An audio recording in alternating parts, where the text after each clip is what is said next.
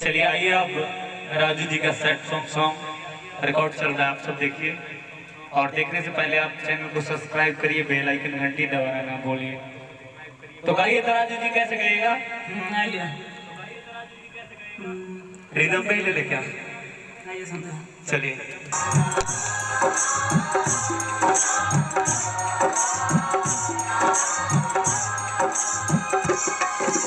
जानी गरीब हमके टुकराइलू दिहलू करे जावा चीर। जानी गरीब हमके टुकराइलू दिहलू करे जावा चीर। नाम के तोहरा हाथ में हमारा लोहे ना लकी, न जाने तकदीर में बारू न हाथ के लकीर में बारू। न जाने तकदीर में बारू न हाथ के लकीर में बारू। जानी गरीब हमके टुकराइलू दिहलू करे जावा चीर। जानी गरीब हमके टुकराइलू दिहलू करे जावा चीर।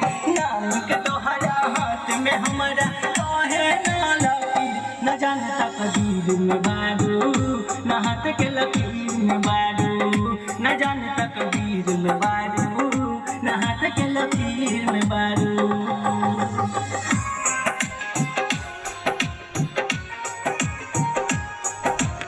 राजू भाई आंध्रा गाइएगा। हाँ नारा नारा नारा नारा नारा नारा, क्या लिख पढ़ा हुआ है, याद है? आइए हेलो रिदम पे ले ले। अरे पहिले ना सोचनी ना जाना नी करीब से। क्या बात है, आइए।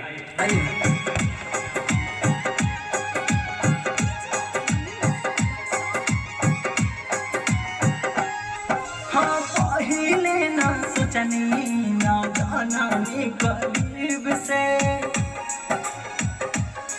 हाँ पहिले ना सोचनी ना जाना नी करीब से। प्यार न काबो पूरा होला हो गरीब के। प्यार न काबो पूरा होला हो गरीब के। सपना देखा के लोग बोला के मरलू ऐसन थी, न जाने तकदीर में बारू न हाथ के लकीर में बारू। न जाने तकदीर में बारू न हाथ के लकीर में बारू। मनीष लास्ट अंतरा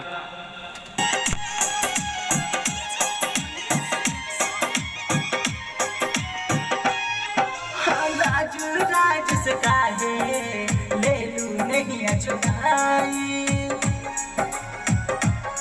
हाँ राजू राज से काहे ले